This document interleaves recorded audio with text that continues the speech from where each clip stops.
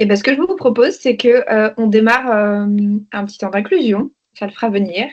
Et je vous mets dans le chat les questions que je vous propose. Et puis, on pourra se faire un tour de table pour répondre. Ah, ça s'efface, ça s'affiche, pardon, en très gros. J'espère que vous allez, ce sera lisible pour vous. Et donc, la proposition, c'est qu'on puisse se faire un petit tour d'écran et se présenter les uns les autres de façon assez brève et en répondant partiellement ou complètement aux questions suivantes. Qui vous êtes en quelques mots? Ce que vous êtes venu chercher? Et comment est-ce que vous vivez la période actuelle? Et quels sont vos besoins pour y faire face? Voilà. Donc, je propose à qui veut de prendre la main et puis peut-être de passer la balle au suivant pour que ce soit fluide dans les passages de parole. Allez, je me lance. Bonjour à toutes et à tous. Donc, moi, je suis administrateur du MFQM, je suis basé à Nantes. Je préside au développement d'un institut qui s'appelle l'Institut Com et Impact Positif, qui est un collectif de professionnels, communication, marketing, création et transition, transformation pour accompagner, c'est notre point de vue, la réussite de ces transformations, ces transitions grâce à la communication. Évidemment, ça implique de travailler les narratifs, les récits, les imaginaires quand on dit ça. Donc voilà, c'est notre posture. Donc on en est plein d'espoir dans cette période très, très particulière qu'on vit, dans laquelle nos sujets sont quand même bien en mouvement, mais aussi bien en difficulté. Mais on a beaucoup d'espoir nous, sur le fait qu'on a tout intérêt à maintenir l'objectif. Si on veut être robuste, il faut rester calé sur l'objectif. Voilà. Ok, merci Christophe. À qui est-ce que vous voulez passer la balle? À Frédéric. Merci Christophe.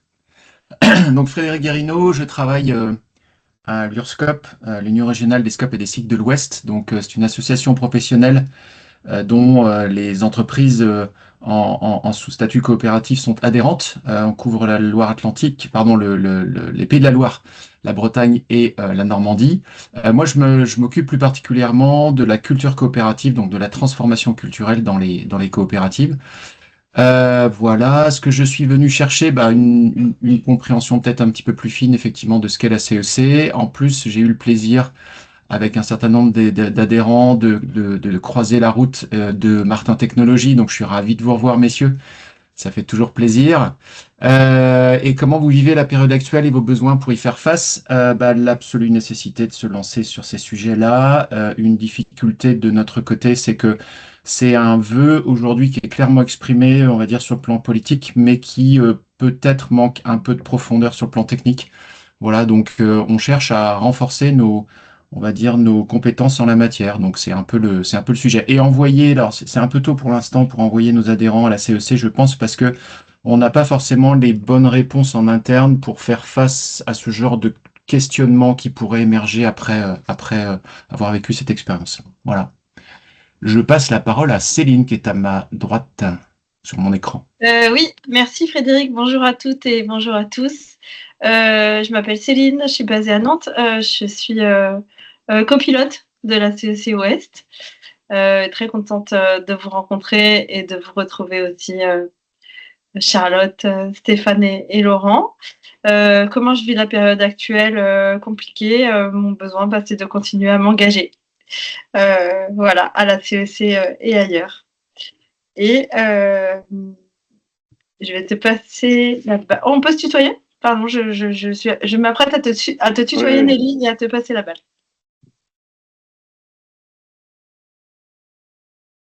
Merci Céline. Bonjour, donc Nelly Blanquet, je fais partie d'un office public de l'habitat, donc ancienne HLM, sur la Vendée. Je suis responsable qualité, organisation et gestion des risques dans cet organisme. Ce que je suis venue chercher, c'est plus des réflexions, de l'inspiration. On est en fait chez nous en assez grande période de transition depuis quelques années, presque, enfin quelques mois, années, on va dire. Et du coup, voilà, ce dont on a besoin, c'est pour l'instant d'inspiration pour pouvoir évoluer en fait sur ces sujets-là. Je suis en général accompagnée d'une de mes collègues qui est sur tout ce qui est partie RSE, mais qui n'était pas disponible aujourd'hui. Donc, je la représente aussi un peu. Voilà. Et je vais passer la main à Aïcha. Merci. Merci Nelly. Bonjour, donc Aïcha, moi je suis responsable qualité et déléguée à la protection des données du personnel. Je suis également administratrice au MFQM, adhérente depuis pas loin de 10 ans maintenant. Très, très fidèle et très contente de faire partie aussi du MFQM. Ce que je suis venue chercher, moi je suis salariée de l'association Germe, enfin salariée sur le départ de l'association Germe qui a fait partie justement de la dernière promo de CEC. Et c'est avec beaucoup d'enthousiasme que Ludovic, qui faisait aussi partie donc de cette promo, nous a un peu vendu tous les bienfaits de cette promo. Et voilà, je suis ravie d'être parmi vous parce que j'ai envie de m'acculturer, parce qu'il y a vraiment une urgence aujourd'hui, justement. Et j'ai l'impression qu'on est toujours en train de dire que c'est une urgence d'agir, etc. Et je pense que voilà, je suis venue chercher des informations pour voir comment on peut s'intégrer et s'insérer dans un dispositif pour le mieux, toujours le mieux pour la planète. Et je passe la parole à Fatima. Fatima. Allez, Fatima. Non, tu as Evelyne, Estelle. Ah, Sophie, alors je passe la parole à Sophie. Ok, merci Aïcha. Moi, c'est Sophie. Moi, je suis indépendante. Je travaille entre autres pour la CEC Ouest et j'accompagne d'autres organisations à côté. Et mon parcours, mon lien en tout cas avec la CEC Ouest, il a été d'abord en tant que participante, parce que j'ai participé à la première édition, oui, c'est ça, de la CEC Ouest. Et c'est un parcours qui m'a beaucoup marqué, que j'ai trouvé extrêmement qualitatif. Et ça m'a donné envie par la suite de m'engager davantage. Et donc aujourd'hui, j'ai pour principale mission de constituer, de contribuer en tout cas à constituer les promotions d'organisations qui font les parcours. Et puis aussi de prendre soin de l'expérience des participants et des alumni. Donc je suis ravie de vous voir réunis aujourd'hui. Et comme toi, Céline, mon besoin pour faire face à la période actuelle, c'est vraiment de m'engager pour qu'il y ait un maximum d'entreprises qui se sentent concernées par la transformation du territoire. Et je passe la balle à Fabien. Bonjour à tout le monde, ceux que je connais déjà. Fabien, je représente 3 structures qui s'appellent BIU, adhérents au FQM, Axeli et Accord Conseil. On est une petite vingtaine. Donc, je me pose la question toujours d'aller plus loin. Et puis, j'avais entendu parler de la CEC, donc je suis un peu curieux pour savoir comment ça fonctionne. Et puis, en ce moment, de quoi on a besoin, de se serrer les coudes, de se voir et de partager. Voilà, c'est mon avis. Voilà pour moi. Je pense que les derniers, c'est Laurent et Stéphane. Estelle aussi. Pardon, excuse-moi, Estelle. J'ai pas fait la liste. Je te passe la balle, Estelle, à ce moment-là. Ok, super. Merci beaucoup, Fabien. Bonjour à tous. Donc, je suis Estelle, je suis coach professionnelle et j'accompagne les dirigeants qui ne se reconnaissent plus ou qui ne sont plus alignés avec leurs valeurs. Et moi, je suis très intéressée par tout ce qui est changement de modèle économique. Comment est-ce que les entreprises créent différemment de la valeur? Et ce que je suis venue chercher, c'est surtout de l'inspiration. Donc, j'ai eu la chance de visiter Martin Technologies avec le MFQM. De l'inspiration, de la motivation. Pourquoi? Parce qu'on est tous ensemble. J'ai l'impression que c'est une priorité, mais sinon, quand je suis à l'extérieur, j'ai l'impression, alors excusez-moi pour les termes, mais que tout le monde s'en fout. Et donc, ça fait du bien de voir qu'il y a des personnes qui se sentent concernées et qui agissent. Donc, moi, c'est surtout ça dont j'ai besoin, de l'inspiration. Et donc, je ne sais pas si tout le monde est passé. Cyril, je ne sais plus s'il est... Charlotte aussi, et puis Charlotte, oui. Et puis Evelyne, je crois. Evelyne qui vient d'arriver, oui. Et ben donc, je passe la parole à Cyril. Cyril. Bonjour à toutes et à tous. Vous m'entendez? Oui. Donc, vous m'entendez pas? Si, très bien. On t'entend et on voit tes yeux. Ah, alors, je vais être sur le téléphone parce que je sais pas, visiblement, un problème d'adresse. Ah, voilà. Donc, effectivement, donc Cyril Laheurt, le directeur général de la CCI de Maine-et-Loire et de la CCI de Mayenne, également alumni de la première édition de la CEC Ouest, et c'est probablement aussi à ce titre-là que je suis là. donc avec dans les priorités du moment, mais qui résument bien vos différentes interventions, c'est comment concilier des enjeux de performance, de résistance ou de résilience court terme avec des enjeux d'adaptation de son modèle économique moyen et long terme. Parce qu'on voit quand même qu'entre le moment où on a été engagé dans la CEC Ouest et aujourd'hui, il y a un contexte économique qui a quand même un peu viré, ou en tout cas évolué, pas forcément dans le bon sens. Et qu'on voit bien que les priorités qu'on essaye d'impulser dans notre propre feuille de route, à la fois interne CCI, mais surtout en direction des entreprises qu'on accompagne, je dis, elles ont un peu évolué et que le combat pour arriver à faire prendre en compte non pas de la nécessité de s'adapter, de changer, je crois que là aujourd'hui c'est très largement pris en compte dans les esprits. Maintenant c'est le comment et à quelle vitesse et à quel rythme et sur quel levier. Donc je pense que tous les échanges de bonnes pratiques, d'expérience et de mobilisation collective comme cela sont absolument nécessaires pour essayer de trouver des chemins à la fois singuliers pour chacun et en même temps commun. Donc voilà, donc ravi d'être avec vous sur cette heure en Teams, à défaut de le faire en réel chez Martin Technologies, qui aurait été toujours une belle occasion de visiter cette belle entreprise, de revisiter. Merci à vous.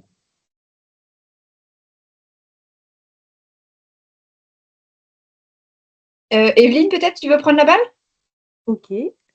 Donc Evelyne Maillet, je travaille à Angers Technopole, qui est un incubateur de projets innovants situé à Angers, mais qui rayonne sur le département de Maine-et-Loire.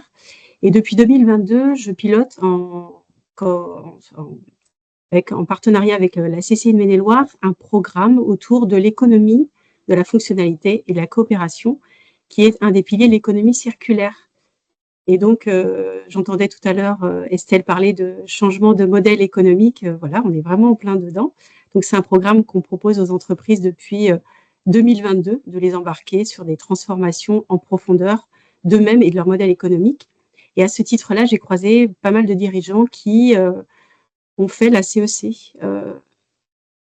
Et je connais bien aussi Laurent et Stéphane, que j'ai croisés plusieurs fois à Angers Technopole. Et en fait, j'avais aussi envie de m'acculturer sur ce que c'est que la CEC, parce qu'effectivement, quel que soit le moyen qu'on a de s'engager sur ces enjeux-là, ces enjeux planétaires et de transformation, voilà, tous les moyens sont bons, que ce soit l'EFC, la CEC, l'éco-conception, etc. Et j'ai envie de monter en compétence effectivement sur ce sujet-là aussi, voilà, et de mieux comprendre et appréhender c'est quoi ce parcours vers la CEC. Voilà. Donc je suis ravie d'être ici avec vous. Merci Charlotte de m'avoir invitée.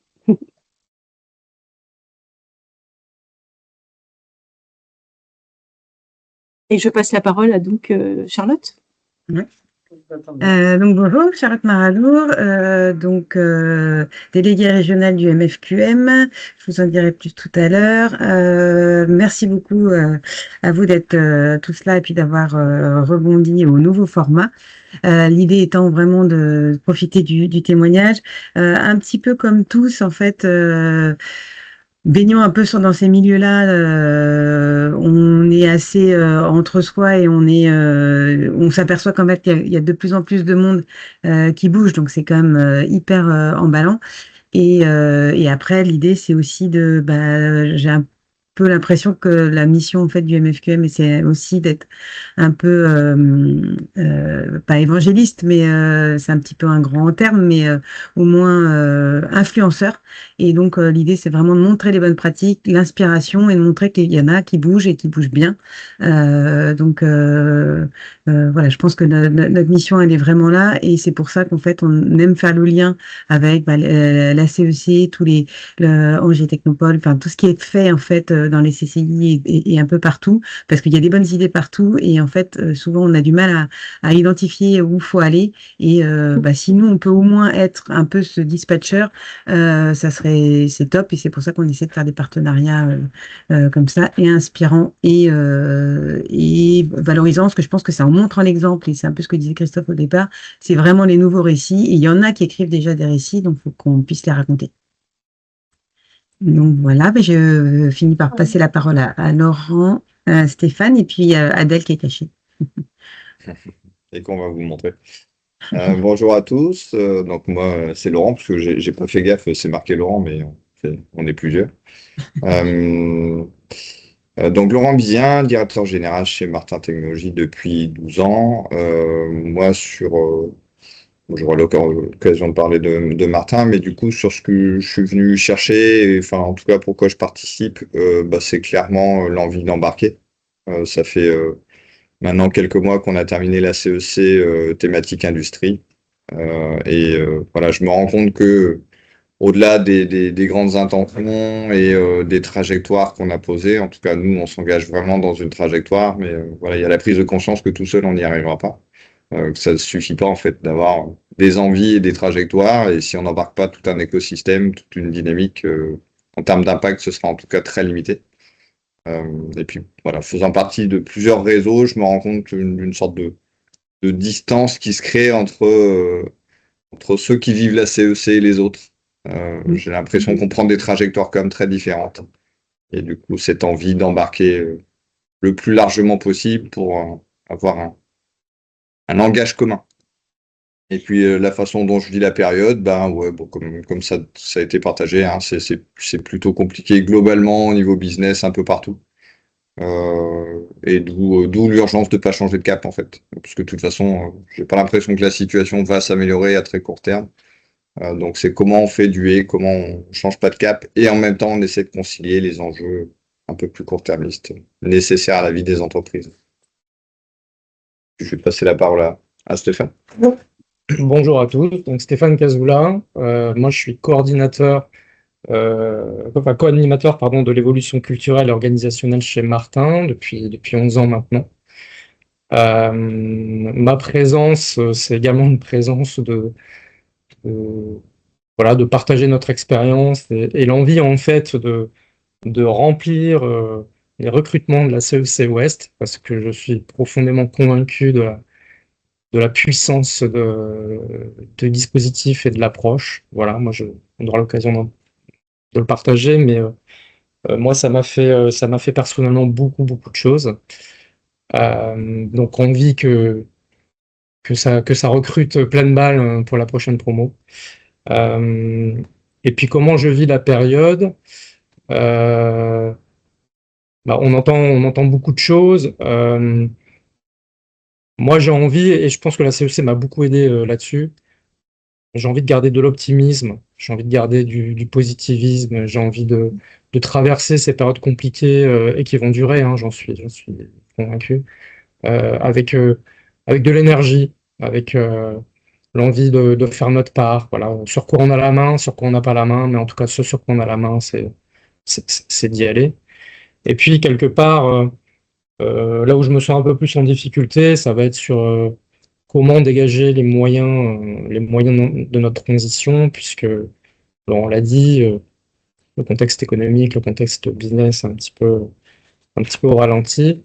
Et en même temps, je trouve que ce sont de vrais défis d'être en capacité de transitionner avec peu de moyens et avec sobriété. Donc ça, voilà, ça c'est fun aussi. En tout cas, ça me parle.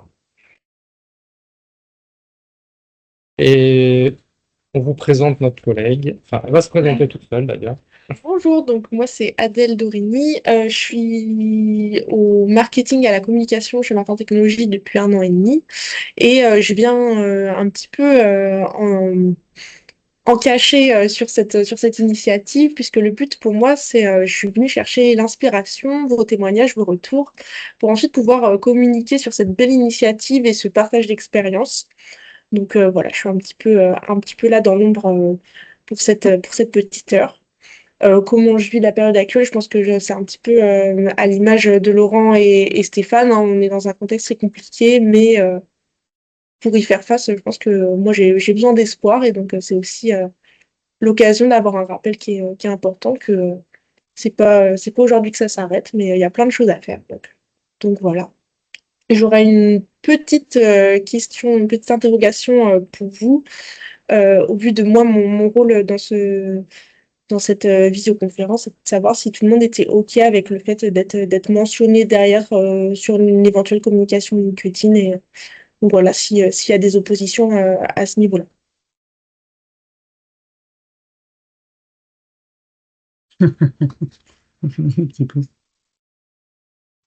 On dirait qu'il n'y a pas d'objection. Lorraine ? Adèle? Lorraine, j'ai dit Lorraine. S'il y a des objections, ça peut aussi être dans le chat, hein, n'hésitez pas à le mettre à ce niveau-là. Bon, merci à tous d'avoir joué le jeu, cette inclusion. Peut-être, ouais, on a pris un petit peu de temps pour cette inclusion, mais c'était chouette aussi de pouvoir, malgré la distance, prendre le temps de se connaître, d'échanger, chacun son tour. Pour vous dire un peu le déroulé de du temps qu'on a ensemble, donc Charlotte va vous dire un petit mot du MFQM que je crois vous connaissez tous plutôt bien. Moi, je vous dirai un petit mot sur la CEC Ouest et sur ce que c'est qu'un parcours. Et puis surtout, on laissera le temps à Laurent et Stéphane de nous partager leur expérience. Et on conclura par un petit temps de questions-réponses. Donc, vous pouvez évidemment poser vos questions pendant le temps d'échange, peut-être en priorité dans le chat pendant que on est en train de s'exprimer, puis on essaiera d'y répondre au fil de l'eau. Et dans tous les cas, on prendra un petit temps de questions-réponses à la fin. Et voilà. Et le webinaire aussi est enregistré pour que ceux qui ne sont pas avec nous puissent le regarder en replay. Du coup, je pense que Charlotte, tu peux relancer l'enregistrement maintenant. Ah bah, je ferai les coupes, c'est pas grave. Vous embêtez pas.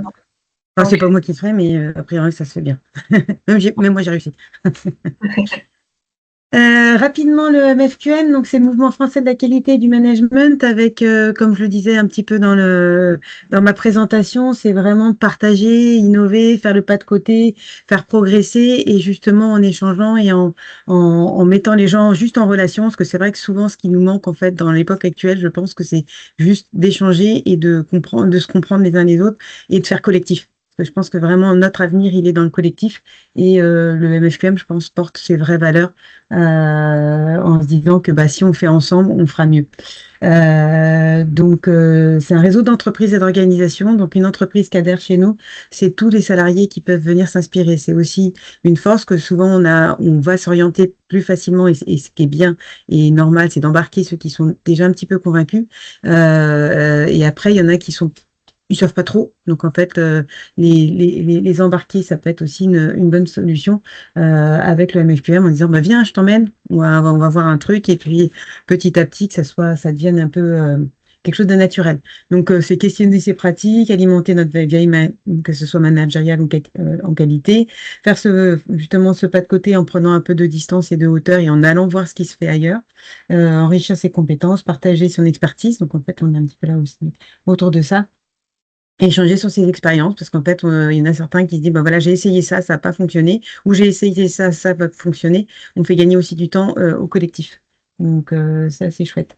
Le réseau, c'est 200 adhérents sur les Pays de Loire, sur tout type d'activité, parce qu'on pense que vraiment le multisectoriel aussi permet de s'enrichir, notamment en fait chacun ayant peut-être des pratiques, mais en se disant voilà, c'est spécifique à mon secteur d'activité, et puis finalement non, en fait ça fonctionne chez tout le monde. Notre majorité de participants, comme je disais, voilà, 200 adhérents sur tout type de structure aussi. Donc, on a de 1 à 10 salariés à plus de 200 salariés, c'est la grosse moitié de notre réseau, avec de la santé aussi, les établissements secondaires. Donc, en fait, aussi, on a cette vocation de faire comprendre en fait aux étudiants et à nos jeunes qui écrivent notre avenir que aussi de faire réseau leur permettra de grandir et de s'enrichir en permanence. Et puis après, après on a les services publics et les grosses structures en plus petite quantité. Sachant que les 800 participants, c'est justement lié aux 200 adhérents, mais tous les salariés peuvent venir bénéficier de nos institutions. On est historiquement dans le 44, mais on a vraiment vocation, c'est le MFQM Pays de la Loire, donc on a vraiment vocation d'être partout et notamment d'être de plus en plus fréquent sur Angers, puisque comme ça on peut aussi toucher plus facilement le 53 et le 72, donc la Sarthe. Et puis, on est aussi bien implanté sur la Vendée, puisque c'est un terrain très riche aussi. pour rapidement passer. Donc en fait, on a fait une petite map. Alors suite justement à un travail un peu sur la RSE que j'ai présenté pas plus tard qu'hier au conseil d'administration et ma Marguerite a fait sensation. C'est pas la mienne, c'est celle de Chloé, où on a essayé de mapper en fait toutes nos parties prenantes et on se dit que la Marguerite en fait elle a plein de pétales mais qu'on peut en rajouter à l'infini et notamment la bande verte et si on peut l'élargir encore plus c'est encore top. Donc en fait on est parti sur les associés qui sont on est deux les salariés du MFQM, après nos administrateurs qui nous permettent de piloter les choses, les adhérents, mais pas que les adhérents. En fait, on a des adhérents qui sont plutôt acteurs, donc ils nous aident en fait à porter les choses et puis notamment des commissions comme la commission programme dont fait partie Nelly. On a aussi des membres actifs, donc des clubs, des gens qui sont investis dans des clubs sur lesquels je vais revenir, des ambassadeurs, donc c'est des salariés qui parlent de nous un peu plus et donc on a un peu cette vocation et la CEC un peu cette image en fait d'ambassadeur et plus on a des ambassadeurs partout, plus on arrive aussi à porter notre voix, je pense, et les bonnes choses. Les aiguillères, c'est des référents club, donc en fait, ils ont un rôle un petit peu particulier puisqu'ils portent aussi la voix du MFQM. Les animateurs qui sont nos intervenants bénévoles, sans qui nos rencontres ne pourraient pas avoir lieu. Nos amis, c'est nos partenaires. Et puis les alliés, les prestataires. Donc les amis, nos amis de la CEC, on pense important de pouvoir porter leur voix. Notre conseil d'administration, donc en fait on a un conseil d'administration collégial, donc qu'on teste puisqu'on se dit qu'aujourd'hui on peut le faire qu'en collectif et donc on essaye, on se dit qu'on est peut-être aussi un terrain de test et on essaie donc une gouvernance collégiale, donc on n'a plus de président mais on a des rôles qui permettent de faire vivre notre écosystème.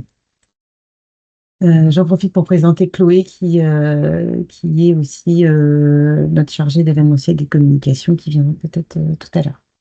4 thématiques, donc la RSE, la gouvernance, donc on pilote, on fait une stratégie, on le déploie dans l'amélioration continue, donc avec un système qualité, des normes, des labellisations qui peuvent aussi être porteurs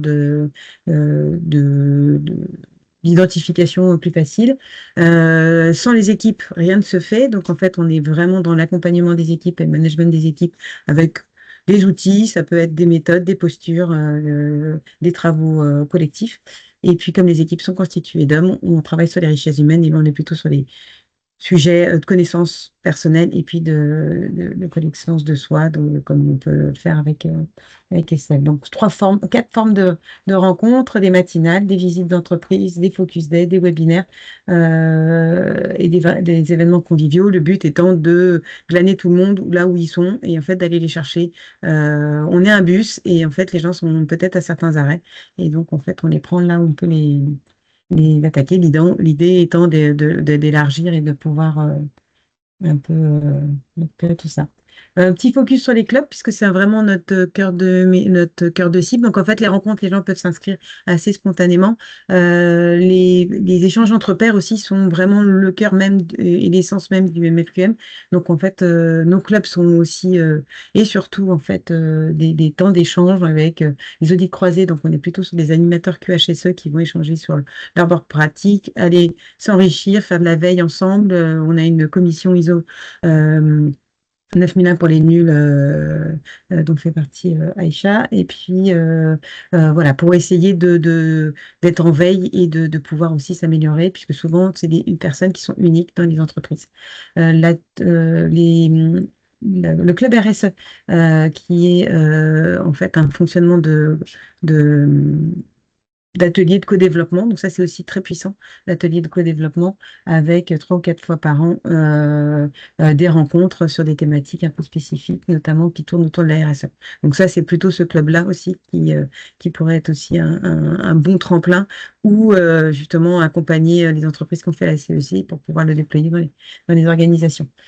Le club manager, donc c'est des ateliers de plutôt posture managériale. On en a 4 donc la dernière fois, Axélie nous a accueillis et Biou fait partie aussi de nos animatrices de clubs.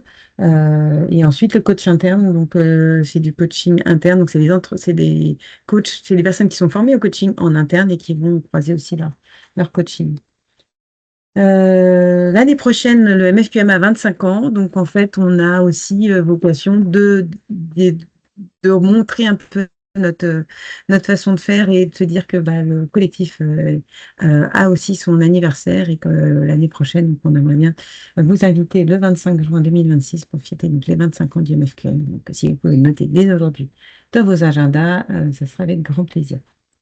Je passe la main à la CEC. S'il y a d'autres sujets, enfin vraiment l'idée c'est de retenir que voilà, on est là pour essayer d'accompagner les entreprises à déployer, accompagner, supporter et voilà, maintenir les gens dans cette dynamique.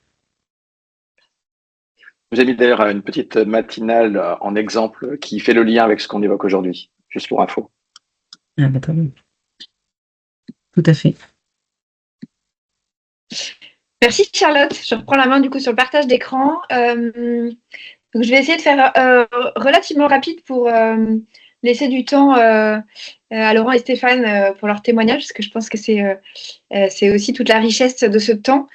Et peut-être du coup, si ça vous va, je vous propose de noter vos questions et de les garder pour la fin et limiter les interactions pendant ce temps-là, même si c'est pas forcément ce qu'on s'était dit au départ, mais ça nous permettra d'être peut-être plus fluide. Est-ce que vous voyez bien mon écran ?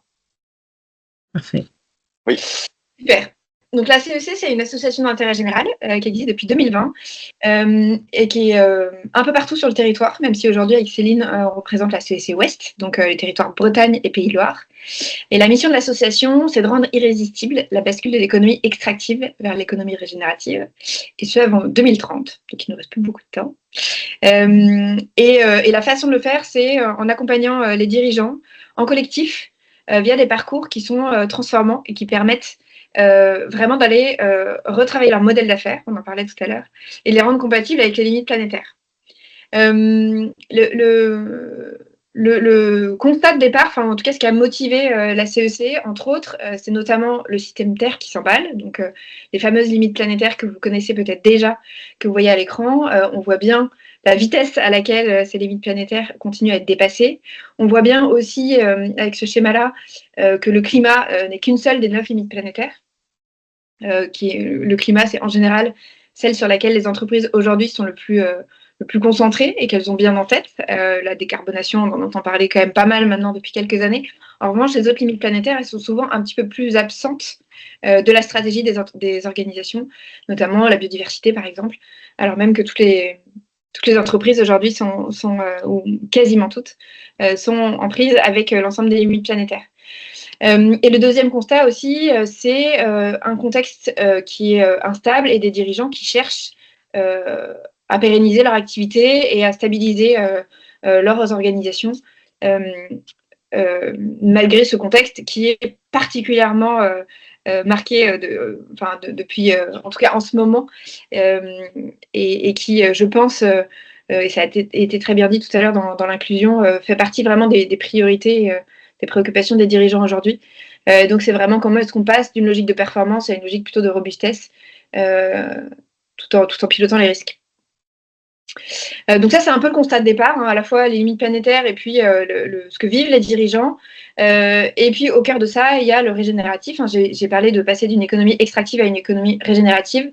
Et donc du coup, c'est vraiment passer d'un modèle qui est celui de la majorité des entreprises aujourd'hui, qui est extractif, donc qui va avoir besoin de matériaux, de ressources, d'énergie pour faire tourner leur modèle, des modèles qui sont souvent volumiques, donc qui nécessitent qu'on utilise toujours plus de matières, de ressources, etc., pour produire plus, pour consommer plus et générer plus de déchets.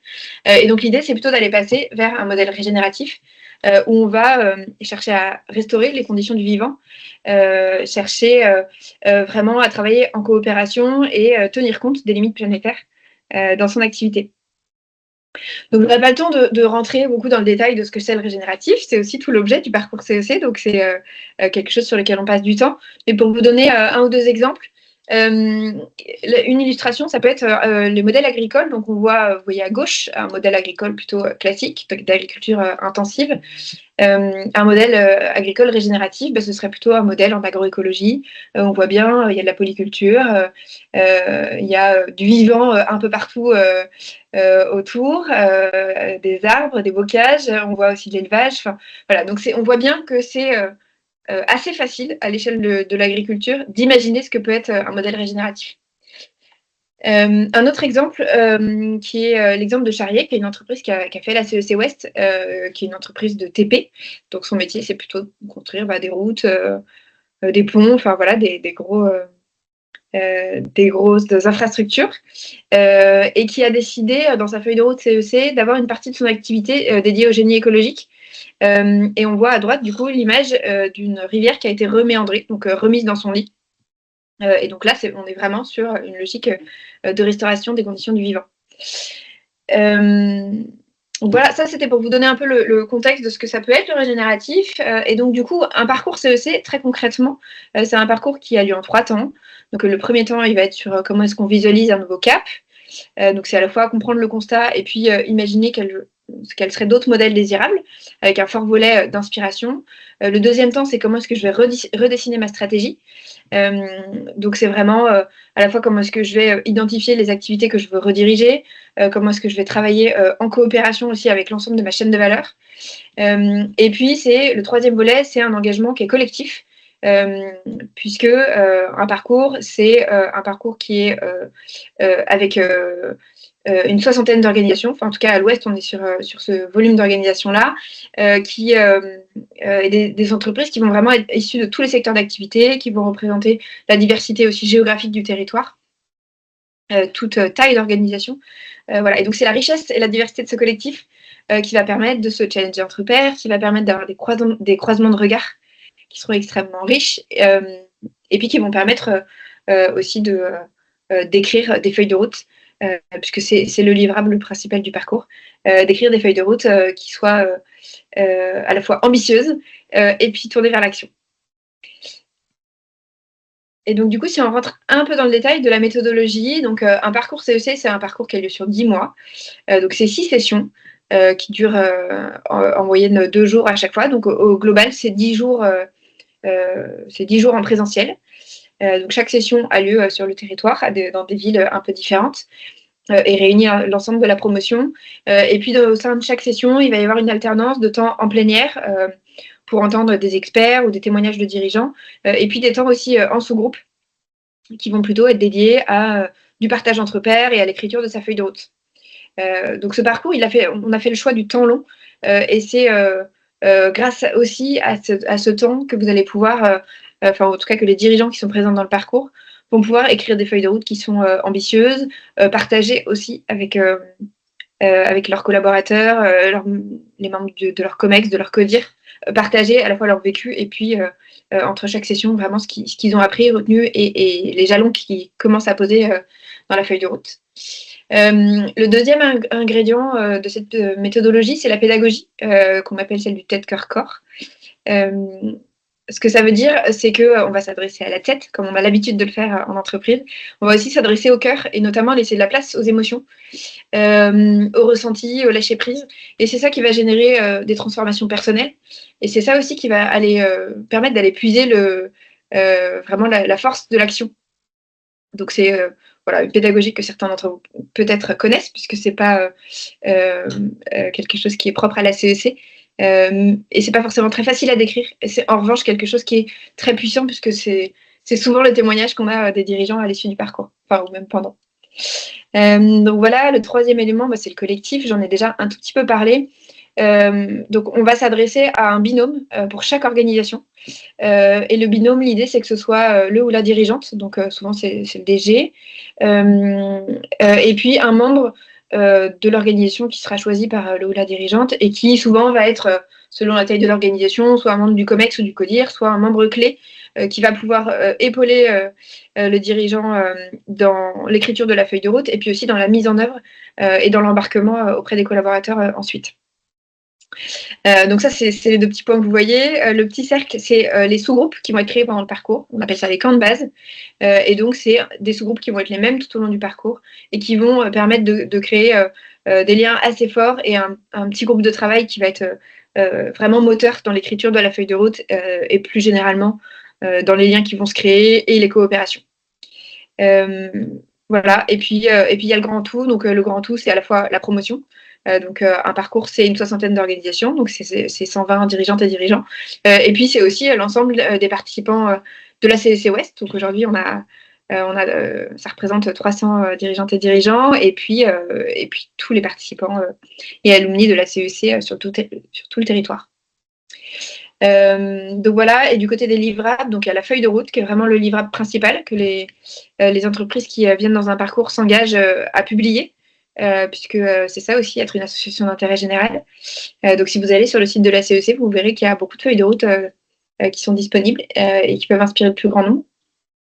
Et puis, il y a aussi des projets coopératifs, puisque pour atteindre le régénératif, il y a aussi un fort besoin de coopération. Et donc, il y a des projets coopératifs qui se montent à l'échelle du parcours ou qu'on vient mettre au centre et proposer aux participants d'intégrer. Voilà. Et puis il y a ce qu'on appelle le sursaut individuel du dirigeant, qui est vraiment la logique de transformation personnelle et qui peut aussi être très riche à partager au plus grand nombre pour faire écho et provoquer d'autres envies. Voilà, donc le prochain parcours CEC Ouest, il démarre en mars 2026. Donc il embarquera, vous l'avez compris, 60 organisations sur l'ensemble du territoire, avec la diversité que j'ai évoquée tout à l'heure. Je vais passer rapidement sur le calendrier parce que je pense qu'à ce stade, c'est pas forcément là que vous avez le plus d'attentes. En tout cas, vous aurez la présentation à l'issue de ce temps et vous pourrez regarder un peu plus en détail à la fois les dates et puis les différentes thématiques qui sont abordées dans un parcours. Et juste un petit mot sur les modalités pour que vous l'ayez bien en tête, et puis on pourra se reparler si l'envie de participer à un parcours CEC vous parle. Donc, je l'ai dit, on est une association d'intérêt général, donc on n'a pas une logique de prix, mais plutôt une logique de don. Et donc, on invite les participants qui veulent faire un parcours à faire un don qui est entièrement défiscalisable à hauteur de 60%, et voilà, tout en se rapprochant au maximum du coût du parcours, donc qui est de 20 000 €, c'est ce que vous voyez ici. 20 000 €, c'est le coût moyen d'un parcours pour un binôme. Et vous voyez ici les contributions moyennes constatées par taille d'organisation, et puis à côté la réduction, ce à quoi ça revient après réduction d'impôts. Donc voilà, je ne rentre pas plus que ça dans le détail, et surtout je me tiens à votre dispo pour échanger un peu plus sur ce sujet-là à l'issue de ce temps si ça vous intéresse. Voilà, et puis vous êtes invité aussi à candidater si jamais vous êtes tenté par l'aventure. Je m'arrête là pour pouvoir passer la main à Laurent et Stéphane, et puis qu'on se garde quand même un petit temps de questions-réponses après. J'arrête peut-être le partage d'écran pour qu'on vous voit mieux. Laurent et Stéphane, ça vous va? Bah oui, à part sinon vous allez nous voir en vignette, hein, c'est comme vous voulez. Bah, c'est dommage. C'est les mêmes têtes normalement, à quelques cheveux blancs près. Là, vous êtes moins figé que sur la vignette, quoi. Ouais. Bon, merci mesdames pour l'intro. Donc, au vu de l'heure qu'il est, je vais essayer de faire assez synthétique sur ce qui nous a amené à la CEC pour justement se concentrer sur le parcours. Donc peut-être vous partager. Donc Martin Technologies, c'est une PME industrielle d'une centaine de salariés, créée en 1929 et voilà, qui appartient à une famille. On a 3 actionnaires qui sont membres de la même famille. Donc c'est voilà, une entreprise qui a plutôt toujours s'est développée sur le territoire. Et pour revenir sur l'actualité récente, à partir de 2015, on a démarré une transformation culturelle. Donc c'est souvent sous cet angle-là qu'on a été identifié dans la région, sur la dimension managériale et culturelle. Donc démarré en 2015, qui nous a amené ensuite à rencontrer des réseaux, et notamment le réseau dirigeants responsables, qui s'appelait auparavant DRO en 2019, où on a touché du doigt pour la première fois les notions de RSE. En fait, l'entreprise faisait de la RSE, mais sans le savoir. Et là, ça a été l'occasion de venir prendre conscience de ça, formaliser une politique, une stratégie RSE, faire un premier bilan carbone. Donc on a touché avec notre tête les sujets climatiques, les sujets environnementaux. Et puis on a continué à cheminer à partir de cette base-là. Bon, le Covid est passé par là, donc forcément c'est venu aussi tester tout ça. Et puis il se trouve qu'en 2022, on a fait le choix de vivre plusieurs expériences, dont une qui a été particulièrement marquante pour Stéphane et moi. C'est l'expérience de WIC. Je ne sais pas si vous connaissez. Enfin, sinon, je vous laisserai poser la question. Qui a été, en tout cas personnellement, un premier déclic sur l'éveil environnemental, mais un déclic qui descend à un autre niveau, quoi. On n'est plus sur la tête, on est un peu plus sur le cœur qui est touché. Et puis, donc là, c'est venu commencer à infuser. Et puis, fin 2023, donc pour la petite histoire, j'ai fait une école d'ingénieur sur Angers qui s'appelle les Arts et Métiers, qui a une communauté assez dense et assez soutenue, et qui soutenait la CEC pour faire une thématique autour de l'industrie. Et c'est dans ce cadre-là que j'ai découvert un webinaire sur la CEC, sur lequel je me suis inscrit. Et puis, ce que j'y ai entendu, en tout cas la promesse que j'entendais sur la trajectoire qu'on pouvait engager par la suite, m'a donné envie d'inscrire l'entreprise. Et on a eu la chance de faire partie des 56 premières entreprises à faire ce parcours industrie. Et puis dans l'histoire, j'ai proposé à Stéphane de m'y accompagner. Et puis comme à deux, on estimait qu'on n'était pas assez, on a en plus embarqué Gwendal, notre président, parce qu'on s'est dit que l'aventure serait plus sympa à trois. Et puis ça permettait aussi de voir ce que la vie d'un actionnaire dans un parcours comme celui-là pouvait apporter en vue d'une trajectoire future. Je vais peut-être te laisser le parcours.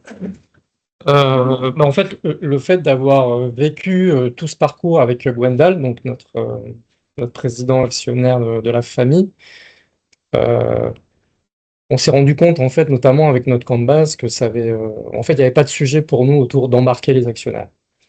Parce que comme Gwendal a vécu tout le parcours avec nous, au début, il était parti plutôt pour vivre les 2 premières sessions, et puis au final, il a eu l'élan et l'énergie pour faire la totalité du parcours, parce que ça l'a beaucoup bouleversé, ça l'a beaucoup touché, au même titre que nous deux. Donc ça nous a amené aussi tous les trois à aller grâce à ce parcours-là, en fait, à aller sur des niveaux de discussion, des niveaux de profondeur dans nos échanges et de projection sur la trajectoire de Martin, sur sa pérennité, sur sa robustesse, comment on va sur tous ces sujets-là. Donc nous, en fait, le sujet embarquer son actionnaire n'a pas été un sujet. Ce qui a été quand même un sujet assez présent et assez significatif chez beaucoup d'entreprises qui étaient présentes et sur lesquelles on avait une direction générale, mais pas forcément la présence des actionnaires. On a vécu la première session comme... alors beaucoup parlent de coup de poing, moi perso j'ai été hyper chahuté et assez bouleversé par la première session. Ce que j'ai beaucoup apprécié tout au long du parcours, c'est la qualité des conférenciers, hein. On a accès à des niveaux de conférences, en tout cas auxquels moi je n'avais jamais eu accès, hein, et qui m'ont touché. Alors je reviens sur l'approche tête, cœur, corps, qui sont venus me toucher à tous les niveaux, en fait. Et en fonction des conférences et des sessions, c'est venu me toucher à différents niveaux. La première m'a beaucoup touché au niveau cœur et corps. Je l'ai vécu comme la fin des illusions. Voilà, moi j'ai vraiment vécu ça comme ça, où j'avais le sentiment d'être assez éveillé sur ces sujets-là, de par le parcours de Martin depuis quelques années. Mais j'avais quand même quelque part toujours en moi le fait que ça allait passer. Que nos gouvernants, les États, gens responsables quand même, qui savaient où ils nous amenaient, qui prendraient les bonnes décisions. Et là, en fait, ça m'a un peu sauté à la figure que non, quoi. Et que c'était à nous de prendre nos responsabilités, de prendre notre part, et de pas se laisser porter. Le triangle de l'inaction m'a aussi beaucoup éclairé sur le fait qu'on ne peut pas On peut pas continuer à attendre que les autres bougent. Et c'est à nous-mêmes de bouger, à faire bouger nos structures. Dans ce parcours-là, on s'est posé la question tous les trois à nombreuses reprises, parce que on le vivait tous les trois, donc on le vivait tous les trois, mais en fait, il n'y a que Laurent et moi qui étions dans les camps de base, dans le camp de base. Et du coup, il y a la co-construction de la feuille de route Martin Technologies. En fait, on l'a co-construite tous les deux. On a fait des points avec Gwendal, des points intermédiaires tout au long du chemin pour venir le tenir au courant, voir s'il y avait des ajustements à faire. Et c'était surtout de ne pas lui livrer à la fin avec potentiellement des objections sur tel ou tel sujet. Donc, il nous a non seulement posé un paquet d'autorisations, mais il nous a même invité à pousser les curseurs encore plus loin. Donc, c'était... moi, j'ai super bien vécu ça parce que je me suis dit, OK, ça veut dire que ce qu'on va produire et ce à quoi ça va aboutir, il n'y aura pas quelqu'un qui va nous dire, les gars, je siffle la fin de la récré et puis on revoit complètement l'ambition du truc, quoi. Donc ça, c'était assez confortable, en fait, pour être créatif et pour pouvoir s'autoriser à penser loin. Et puis on s'est dit, OK, mais comment on va ramener ça au sein de l'entreprise? Parce qu'en fait, la CEC, c'est quelque chose qui se vit, c'est assez difficile en tout cas émotionnellement, c'est assez difficile à expliquer ce qui nous traverse. Et en fait, on a fait le choix, tous les trois, de faire des points réguliers avec notamment la strate managériale et de venir, donc c'est bien une douzaine de personnes chez Martin, et de venir leur partager en fait comment chacun de nous trois, nous sommes des personnes différentes, comment chacun de nous trois a vécu émotionnellement le parcours, en tout cas de là où on en était à ce moment-là. Et on a fait résonner en fait nos managers pour leur demander, voilà, qu'est-ce que ça vous fait de nous entendre, vous partagez tout ça. Et il y a eu pas mal d'émotions en fait dans les résonances de nos managers. Et après, on s'est posé la question, mais comment on ne peut pas vous faire vivre un parcours CEC, c'est difficile. Et en fait, on s'est souvenu, Laurent l'a évoqué, que tous les deux, on avait fait The Week quelques années auparavant, une année auparavant.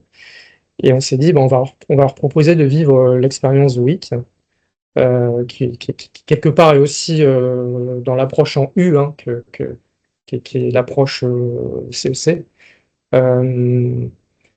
Et là, on a eu beaucoup d'émotions en fait sur la semaine The Week vécue avec nos managers. Suite à quoi, on s'est posé la question, puisque l'idée derrière tout ça aussi, c'est d'embarquer les équipes. Je ne l'ai pas précisé, mais il y a un vrai enjeu d'embarquer ces parties prenantes externes, bien évidemment, mais internes aussi. Et en fait, une fois que les managers ont vécu The Week, on leur a posé la question, qu'est-ce qu'on fait de ça? Et on avait deux courants chez nos managers. Un courant qui était plutôt ah mais non, mais on peut pas leur faire vivre ça parce qu'ils vont pas avoir les ressources intérieures pour se relever d'informations un peu catastrophiques, etc. Et puis il y avait un autre courant, heureusement dominant chez nous, de par la culture d'entreprise, qui a été de dire plutôt, depuis 2015, avec le changement culturel, on considère chaque salarié comme un adulte responsable. Donc ça veut dire qu'on fait le pari de la confiance que chacun a les ressources intérieures pour pouvoir encaisser ce type d'informations et en faire quelque chose.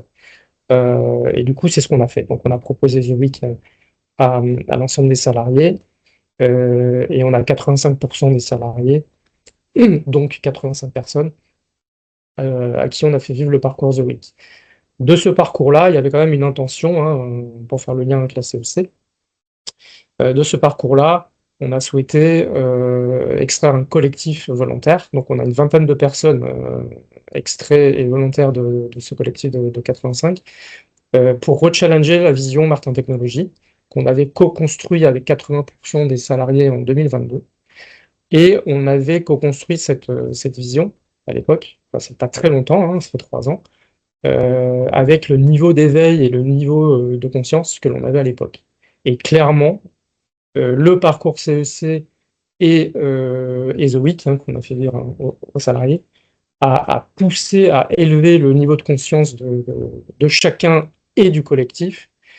Et du coup, ce petit collectif de 20 personnes aujourd'hui est missionné pour rechallenger la vision 2022 et de pousser les curseurs bien plus loin et de pousser l'ambition bien plus loin que ce qu'on avait pu poser il y a 3 ans. Une fois que le collectif a été constitué, on leur a posé la question, puisqu'en fait, encore une fois, on considère nos collaborateurs comme des adultes responsables. On leur a posé la question, qu'est-ce que vous préférez? Puisque nous, en fait, la feuille de route, avec Laurent, on est allé au bout. Elle est publiée, elle est faite. On leur a demandé, est-ce que vous voulez qu'on vous donne la feuille de route que nous, on a construite, et puis on se base là-dessus pour travailler. Alors, effectivement, ça permet d'accélérer le processus, hein. Ou alors, on part sur un processus plus long, et on vous fait vivre, on peut vous proposer un parcours CEC condensé, c'est-à-dire qu'au regard de nous, ce qui nous a marqué dans les conférences, dans les ateliers, qui amènent petit à petit à construire le cap, les leviers de redirection, comment embarquer les écosystèmes, etc. On vous fait vivre un parcours CEC condensé, et suite à ça, on vous fait vivre certaines conférences, des ateliers, et suite à ça, on va co-construire à 23, on va co-construire la feuille de route CEC, et on verra à quel moment notre production au cours du parcours CEC peut venir en input, peut venir nourrir en fait les réflexions globales. Et donc là, on en est actuellement dans le. Donc c'est un processus qui est bien plus long, hein, bien évidemment. Mais à partir du moment, et ça c'est notre croyance, et je pense que c'est très connecté aux croyances de la CEC, c'est qu'à partir du moment où on se fait traverser soi-même par des émotions, par le cœur et par le corps, bah, on va passer à la tête après. Alors que s'ils avaient fait le choix, on leur livre la feuille de route CEC, enfin notre feuille de route CEC, ils seraient directement allés à la tête. Et donc nous, on est convaincus que ça aurait été moins créatif, moins productif, et avec beaucoup moins d'élan, beaucoup moins d'énergie quand on va passer à la phase d'action. Alors je mets un bémol là-dessus, c'est que la phase d'action, en fait, elle est déjà commencée, puisque dès que nous, on est rentré de la CEC, et même au fur et à mesure des sessions, il y a des choses qui ont été enclenchées. On est déjà engagé dans un parcours de décarbonation, acte pas à pas. On a commencé à travailler auprès de nos fournisseurs, notamment d'Alu, hein, puisque 70% de nos bilans carbone, ce sont les achats de matières, et 70% de ces 70% sont liés à l'Alu. Donc on est parti à challenger nos fournisseurs sur l'alu recyclé, l'alu décarboné. Là, on est en train de faire sur les plastiques. Donc, il y a plein d'actions qui ont démarré, y compris sur la biodiversité, puisqu'on a fait le choix de créer une micro-ferme permacole sur notre terrain. Donc, l'idée, c'est de pouvoir... Laurent, pardon de vous couper, il est 59. Est-ce que, alors, moi, j'ai 2 propositions. La première, c'est peut-être de vous inviter à conclure en 2-3 minutes. Et si tout le monde est d'accord, on peut prolonger de 10-15 minutes cette visio pour prendre le temps des questions-réponses. Ouais, ok. Voilà, pardon. Est-ce que tu... Okay. Ouais, juste pour conclure, en tout cas, sur ce que la CEC m'a apporté moi en tant que DG, c'est accès à une nouvelle batterie d'énergie pour pas lâcher. Clairement, je sors de la CEC en me disant le cap, je le connais, la vision, je la connais, il y a des turpitudes, il y a des turbulences, mais ça n'empêche que même les difficultés du quotidien changent pas le cap. Et en tout cas, je ressens la responsabilité de plus jamais changer de cap, puisque maintenant je sais ce qui va en coûter. Et je sens aussi que ça s'embarque, ça donne de la stabilité, ça rassure sur le fait que la direction, elle est connue, quoi. Après, ben oui, comment on va y aller? Aujourd'hui, il y a plein de chemins qu'on ne sait pas comment emprunter. Et puis l'embarquement dont parlait Stéphane, moi ce que j'y vois comme vertu, c'est l'énergie. Les transformations de cette nature-là, je pense que nous, on aura pris notre retraite avant d'en voir les résultats, quoi. C'est sur des décennies que ça doit se faire. Donc, on a la responsabilité d'engager parce qu'on a cette énergie, cette envie, et on a pris conscience. Il faut qu'on embarque autour de nous. D'où ces parcours peut-être un peu longs d'embarquement, mais l'énergie dans la durée, elle, en tout cas du vécu qu'on a de cette transformation depuis maintenant 10 ans, on sait que le carburant, il vient de là, en fait. Si on s'adresse au cerveau, à la tête, dès qu'il y a un autre sujet, ça y est, ça passe à l'as et la priorité change. Une fois qu'on est touché profondément, non, la priorité, elle change jamais, quoi. On est touché, on pense à nos enfants, et on se dit, non, on va pas changer parce que, oui, mais bon, les temps sont durs, quoi. Donc voilà. Bon, en tout cas, j'avais envie de conclure là-dessus. C'est vraiment ce carburant qu'on vient chercher qui nous donne de la force pour tenir dans la durée, parce qu'il va falloir tenir longtemps. Merci. Est-ce que du coup, il y en a qui ont des questions? Alors, j'espère que vous avez tous la possibilité de rester encore 5-10 minutes avec nous. Oui. Peut-être éclairer The Week, là, parce que vous avez en plus mis en perspective, ça avait permis de prolonger auprès d'un certain nombre de collaborateurs, managers, la démarche, même de collaborateurs au-delà des managers. Peut-être nous préciser un petit peu le cadre de ce dispositif. En fait, c'est un petit parcours, donc comme l'a dit Stéphane, en U, hein, donc c'est en 3 étapes, ça se déroule sur une semaine. Enfin, donc en général, la première session, c'est la descente du U, hein, donc vous imaginez, vous êtes au bord de la falaise, on vous pousse et on vous laisse tomber. Donc c'est la prise de conscience, on vous montre la planète en 2050 avec quelques questions un peu clés, hein, du style pensez à quelqu'un qui vous est cher, quel âge il aura en 2050. Souvent les parents pensent à leurs enfants et alors là vous prenez une première claque, vous dites ah oui, donc c'est ça le monde vers lequel ils vont vivre. La deuxième étape, c'est pourquoi on en est là et on commence à voir qu'il peut y avoir des choses à faire. Et la troisième étape, c'est on vous montre des exemples de personnes qui ont décidé de passer à l'action, qui attendent pas que les grandes instances, que la Chine, non, je fais déjà ma part et au moins je pourrais me regarder dans le miroir. Donc c'est un parcours qui se déroule en autonomie, hein, vous vous inscrivez, vous avez accès aux livrables, nous on l'a animé en présentiel. C'est un outil de prise de conscience, c'est un outil de bascule, c'est un outil de mise en mouvement, mais c'est pas un outil qui va structurer pour définir un cap, pour définir une feuille de route, pour définir des leviers de redirection. Et c'est là où en fait la CEC, avec un parcours beaucoup plus profond, beaucoup plus long, amène finalement à poser des premières pierres. Une fois qu'on a eu le déclic et le sursaut et qu'on s'est pris la claque, voilà, c'est comment on y va. Maintenant, comment on y va, comment on fait. Et je vous ai mis dans la conversation, il y a des sessions qui sont organisées en continu une fois par mois par The Week.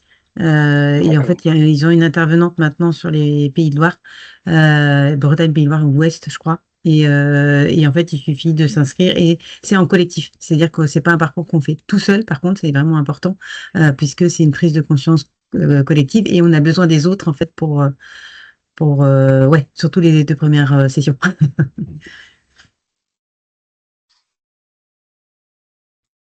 Est-ce qu'il y a d'autres questions ou réactions peut-être? Peut-être que Cyril, tu as envie de dire un mot aussi, puisque tu as participé au premier parcours Ouest. Je pense que l'enjeu, c'est surtout que les différents intervenants puissent peut-être poser les questions. Moi, je me retrouve très très bien dans ce qui est évoqué par Laurent et Stéphane, même si nous, on était dans une population beaucoup plus hétérogène. Hein. Il a fait la CEC Industrie, donc avec, on va dire, des pairs qui étaient dans des enjeux d'utilisation de la matière, ou de transformation de la matière. Donc, c'est vrai qu'on était sur des populations beaucoup plus larges, industriels, services, et que c'est peut-être parfois, et beaucoup d'entre vous sont aussi dans les services, pas si évident que ça d'appréhender l'ensemble de ces enjeux quand on n'est pas dans une activité de transformation et qu'on ne touche pas à la matière et avec un cycle de vie des produits, je veux dire, à appréhender. Pour autant, notre impact et nos enjeux sont les mêmes et qu'on peut être à la fois effectivement aussi offreur de solutions dans l'accompagnement de nos pairs.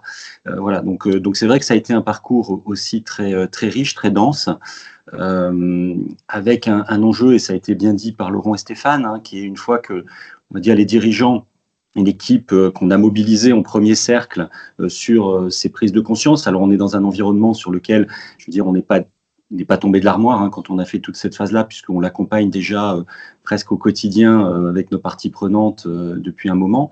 Mais c'est sans doute la pente à laquelle on est exposé, la vitesse à laquelle il faut se transformer, même si j'entends Laurent qui dit effectivement c'est un héritage pour nos successeurs, oui, ça l'est, mais je veux dire, on voit bien qu'on est dans une accélération de ces phénomènes et donc une accélération de la prise en compte et donc des réponses qu'il faut chercher à y apporter.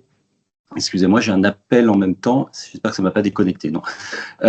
Donc voilà. Donc effectivement, et là l'enjeu aujourd'hui, c'est comment on diffuse auprès de nos parties prenantes internes et externes. Donc voilà, c'est encore une fois la transformation pour nous. Je veux dire, on a notre feuille de route, comme Laurent, on a déjà un certain nombre de briques qui sont bien ancrées dans l'organisation, dans les messages que l'on porte et qu'on accompagne dans notre écosystème. Maintenant, on voit bien qu'il faut pouvoir encore accélérer, partager. Et dans ce que je disais en introduction, c'est en tout cas dans le petit tour de table initial, c'est que dans un contexte où autour de nous, on voit bien que certains, et pour ça qu'il ne faut pas compter sur eux, certains décideurs politiques dans les plus hautes sphères sont en train de considérer que c'est une variable d'ajustement, les politiques en matière d'adaptation climatique, CSRD, ANCO. Or, on voit bien que les enjeux, ils sont là, que la nécessité d'agir, elle est là, et donc et que c'est la politique de petits pas ne suffira pas. Donc on doit être dans un enjeu systémique d'accélération.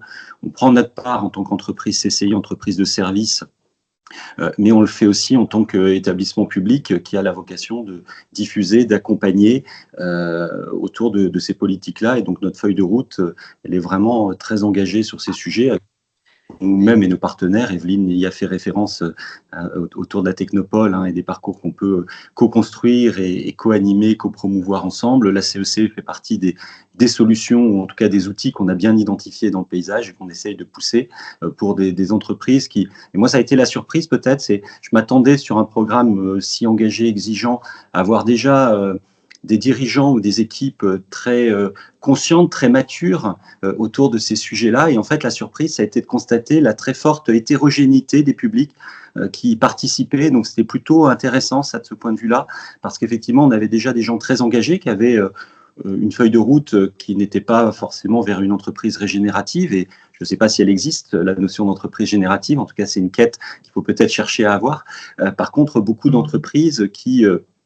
ont découvert un peu qui ont découvert vraiment ces sujets-là, qui ont été très bouleversés il a fallu 2 ou 3 sessions pour arriver à digérer, accepter un peu les constats qui avaient été faits et pour encore une fois mieux se mobiliser sur l'extérieur et avec une certitude, et ça je pense que c'est collectif et ça a été bien dit par Laurent et Stéphane, c'est qu'on ne peut pas y arriver seul, c'est que forcément un sujet, une prise de contact dans un enjeu systémique, écosystémique, et donc c'est ça qu'il faut que chacun comprenne, c'est que plus que jamais ça nécessite de renforcer les liens qu'on a avec ses parties prenantes, avec ses acteurs d'aujourd'hui, ses partenaires d'aujourd'hui ou de demain, y compris parfois avec ses concurrents, parce que c'est aussi il faut réinventer complètement les chaînes de valeur. Donc voilà, donc un parcours riche, dense, qui en tout cas mérite d'être véritablement vécu, parce que c'est difficile d'en parler quand on ne le vit pas, et même si j'ai zappé à titre perso 1 ou 2 sessions, mais en tout cas l'implication était forte et l'expérience riche. Donc je vous la souhaite. C'est le moment s'il y a d'autres questions, et moi j'ai aussi envie de vous en poser une, mais peut-être que ça arrive un peu tôt. Ce serait, qu'est-ce que ça vous donne envie de faire tout ça? Vous pouvez répondre dans le chat si vous voulez, comme ça peut laisser... Enfin voilà, vous pouvez prendre la parole si vous voulez, mais on peut aussi se dire que la parole elle est plus pour les questions et vous pouvez répondre dans le chat à la question qu'est-ce que ça vous donne envie de faire, si ça vous va. Après, ce que je trouve intéressant, moi, dans le témoignage aussi de Cyril, c'est et je me pose une question, savoir justement comment vous avez réussi à embarquer, ce que je trouve que le process qu'a mis Martin Techno, justement de le faire vivre aux personnes, je pense que c'est la meilleure façon d'embarquer. Est-ce que à la CCI, notamment dans les équipes, ou est-ce que comment vous avez déployé la feuille de route en fait, et est-ce que justement elle est vraiment vécue au quotidien? Est-ce que c'est une question à laquelle on peut répondre en 1 minute? Alors, c'est une énorme question, Charlotte. Ouais, je peux répondre effectivement essayer en tout cas d'apporter 2-3 éléments en 1 minute, 1 minute 30. Simplement dire aussi que je suis disponible pour échanger avec qui souhaite pour témoigner aussi en off. Alors c'est clair qu'on nous on est engagé depuis 2017 dans une labellisation Lucie ISO 26000. Là on est en train de renouveler la semaine prochaine. On est en audit pour repasser en Lucie la 3e campagne Lucie ESG pour anticiper aussi sur le CSRD qui effectivement va être révisé, mais peu importe. Donc ça c'est effectivement l'enjeu, c'est comme toujours, c'est-à-dire d'infuser l'ensemble de ces enjeux-là un peu au quotidien pour pas que ça soit forcément, enfin ça doit s'inscrire implicitement ou explicitement dans toutes les trajectoires et dans toutes les décisions de la Chambre. Donc, est-ce qu'on le vit au quotidien? Est-ce que toutes les équipes le vivent au quotidien? Les 365 collaborateurs, probablement pas. Je dis à notre enjeu, c'est que ça soit conscient, que ça soit, on va dire, une conséquence de la CEC ou pas. À la limite, peu importe, c'est la trajectoire que l'on donne et l'engagement que l'on a au quotidien. Et c'est vrai que sur ce sujet-là, la question de l'embarquement, je ne sais pas si on peut avoir tout le monde, je veux dire complètement 100% à bord. Alors on a la chance d'être dans des activités de formation, donc on s'intéresse à l'avenir de nos jeunes, on les forme pour ça. Donc nos équipes ont une conscience quand même assez forte et assez avancée. Maintenant ça suffit pas, il faut changer son regard, ses habitudes. Donc non. Enfin, moi, encore une fois, je pense qu'on a encore beaucoup de chemin à faire. Et quand j'entends effectivement l'objectif 2030, non, enfin nous en tout cas on n'est pas sur cette échelle temporelle-là. On sait qu'on est sur un travail de long terme, comme l'a dit Laurent et Stéphane, et que on accélère à chaque fois qu'on peut. Encore une fois, là, autour de Lucie, on est dans une nouvelle étape de construction de feuilles de route avec une mobilisation très forte. On a un noyau dur d'à peu près 80 ambassadeurs internes très engagés, donc c'est à la fois peu et beaucoup comme communauté un peu cœur de cible à animer au cœur de l'entreprise, passe effectivement par les strates managériales qui sont très impliquées, très engagées. Voilà, et encore, on mesure encore le chemin qui reste à faire pour embarquer vraiment tout le monde. Et on n'avait pas la possibilité, ou en tout cas, on ne se l'est pas donné, d'aller sur The Week aussi structurellement que l'a fait Laurent. C'est vrai que nous, on est sur 7 sites physiques différents aussi, donc ça ne facilite pas non plus des fois la mobilisation synchronisée de tout le monde. Mais à disposition pour en discuter et bénéficier de vos effets miroirs et de toutes les bonnes pratiques pour, encore une fois, continuer sur ce chemin-là qui est long et exigeant.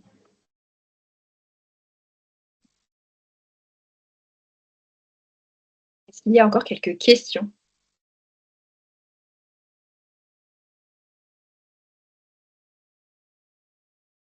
En tout cas, il y en a qui commencent à s'exprimer dans le chat sur vos envies. Je vois de l'envie de faire, en tout cas, de passer à l'action, de continuer l'engagement. Et The Week qui revient. Ok, n'hésitez pas. Ouais, pardon. Non, c'est juste à voir si Laurent et Stéphane, vous avez déjà commencé ou vous avez déjà un petit retour des équipes sur ce qu'ils ont pu mettre déjà en place? Les premières sessions, peut-être? Tu parles de quoi? De Suite à The Week ou? Non, là, est-ce que vous avez lancé le micro-parcours CEC, là? Ah bah, là, on est vraiment sur la partie, on leur fait vivre un micro, enfin une CEC condensée, c'est-à-dire prise de conscience, et là, on va arriver à l'étape de la question générative. Donc, c'est une des étapes qu'on a dans le parcours, et donc on a décidé de faire vivre à nos équipes les mêmes étapes avec un condensé sur les conférences, sur l'accès à tout ce qui va être éveil de conscience, sachant qu'ils viennent de faire The Week il n'y a pas très longtemps. Okay, donc là, en sachant que, comme l'a dit Stéphane, en parallèle, nous, on est en action sur tout un tas de thématiques, le projet de la micro-ferme, le remplacement de nos matières premières, donc ça, c'est déjà en action, et on a des équipes... Enfin, ça avait même démarré avant qu'elle fasse The Week, quoi. The Week a juste accéléré leur engagement et leur envie d'atteindre des résultats, en fait, d'avoir de l'impact. Après, les premiers retours qu'on a après leur avoir fait visionner 3 conférences, donc on leur a fait visionner Arthur Keller, Emmanuel H. et Mathieu Baudin de l'Institut des Futurs Spectacles. Et on a fait une petite pause, on leur a demandé, voilà, on est à mi-parcours des conférences, comment vous vivez ça, etc., puisque c'est important de prendre soin de la vie de l'équipe. Et ce qu'on a eu comme retour, on a eu des retours assez diversifiés, mais on est là aussi pour prendre en compte comment ils vivent les choses.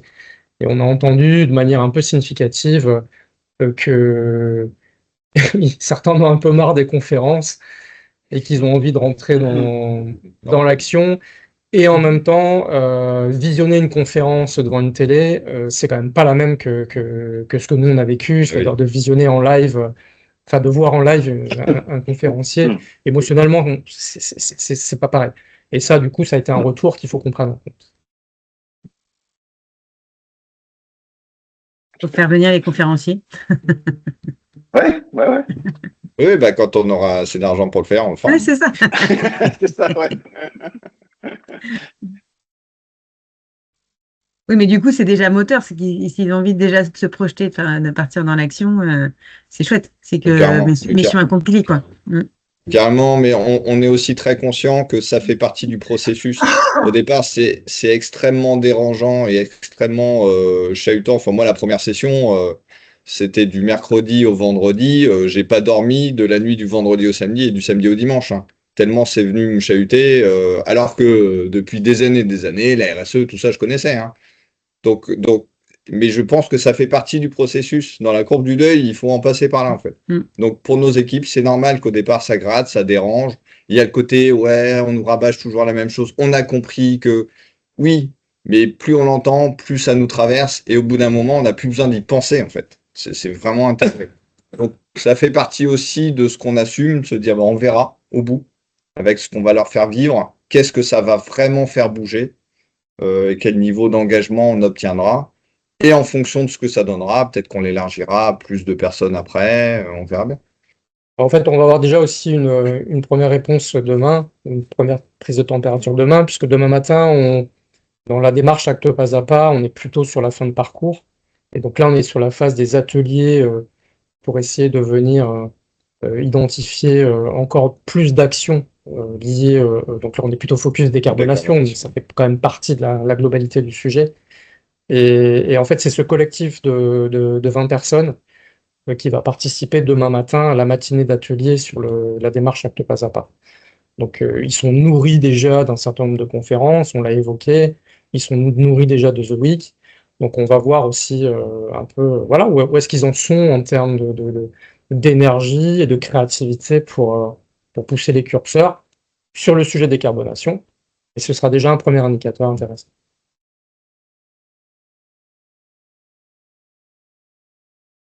Bon, super, merci à tous. Peut-être que même si on avait prévu de passer la matinée ensemble, on avait annoncé 1 heure. Il y en a peut-être qui ont besoin de retourner vaquer à leurs occupations. On peut prolonger encore pour ceux qui le souhaitent, mais en tout cas, peut-être que ceux qui ont besoin de partir ont besoin de se sentir libres de le faire. Donc, n'hésitez pas.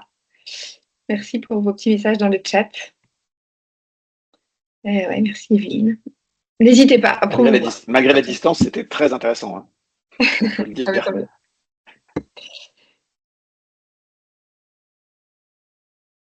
Est-ce qu'il y a des dernières questions, des dernières envies d'échange? Ou est-ce qu'on se dit au revoir là-dessus?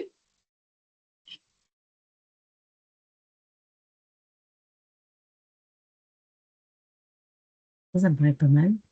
Ouais, ça me paraît pas mal aussi. Et ben, il ne nous reste plus qu'à vous souhaiter une très bonne journée alors.